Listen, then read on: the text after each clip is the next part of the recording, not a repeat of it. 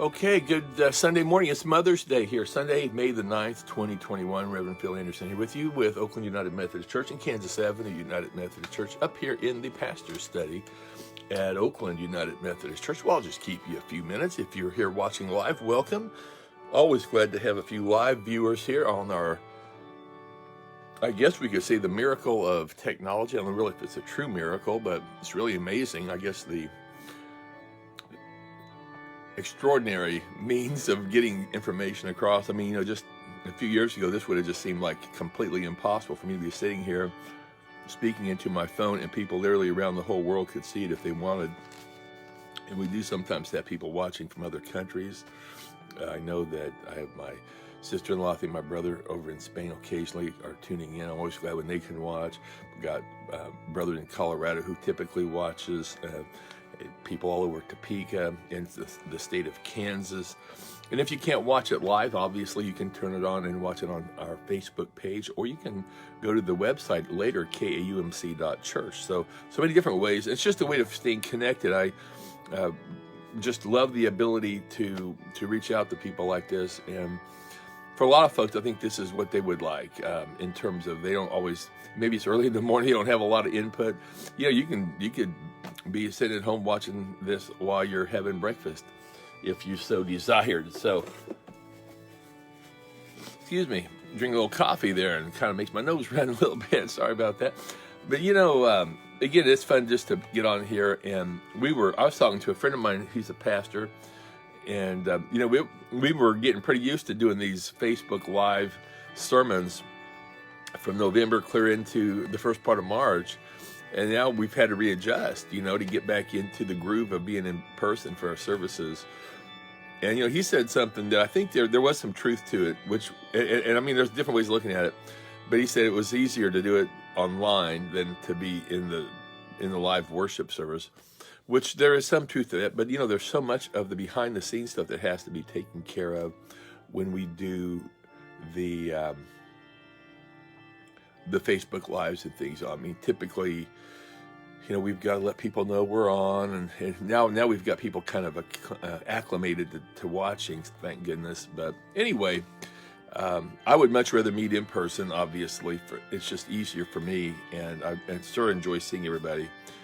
And so let's see. So today's Mother's Day. So if you're a mother, happy Mother's Day. We've all had a mother, so we can sure all remember our mothers and thank God for our mothers. The important role that mothers play throughout the scriptures. It's amazing. All of the records of mothers. You go back to Eve, actually, as the first mother, and all the way through, you think of Sarah, Abraham's wife, and a lot of the other mothers all the way through the centuries and leading up even to Mary. So many things that we can be grateful for and thank God for our mothers. And so one of those days that really, I tell you what, I was telling my wife this morning, I said, it's good we have this day because it kind of gets us, maybe, what's the word I'm looking for? It gives us that opportunity to say things we wouldn't say maybe even during the year. I think most of us really appreciate our mothers. I hope my kids appreciate their mom, and I know they do. And they don't always say it in the way they might on a card that Hallmark puts out, but the sentiment is always there. And that love for the mother, I just think, is profound. They're just not going like, hey, Ryan, good to see you, bud. So we do thank God for our mothers. We remember our mothers today.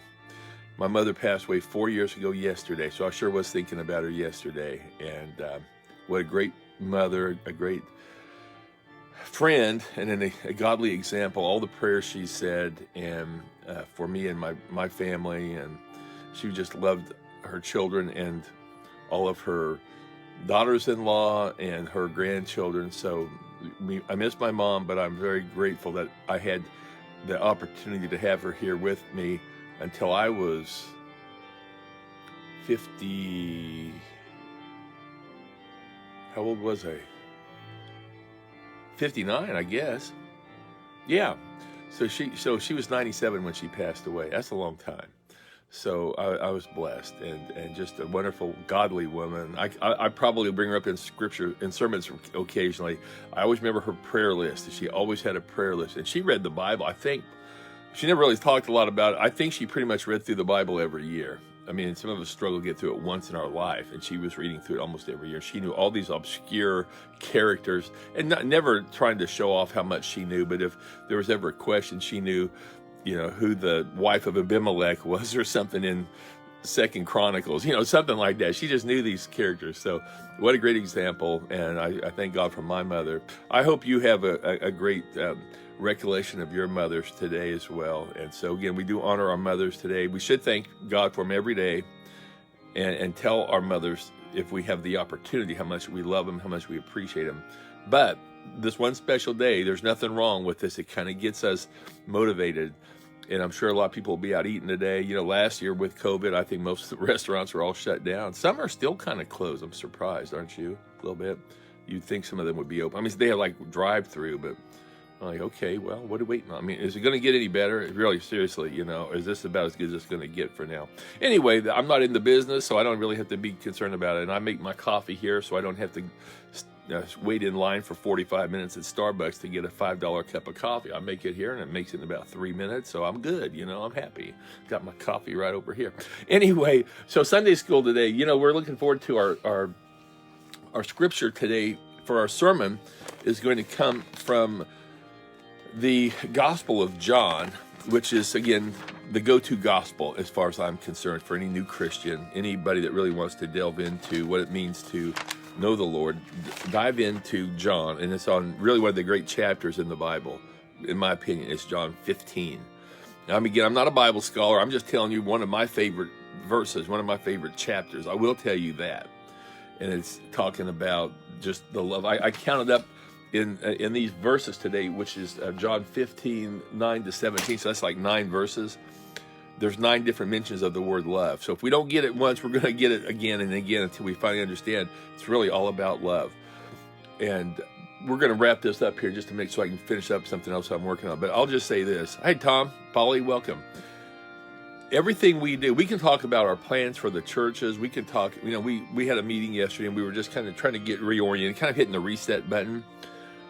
But, without love, it just doesn't matter. And it's a real, genuine love where we put ourselves back, second, third, fourth, and we put others in front of us.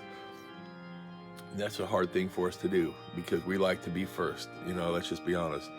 But we do that, we're going to show other people love. And that's what Christ wants. He wants us to show his love to people. And it's a decision.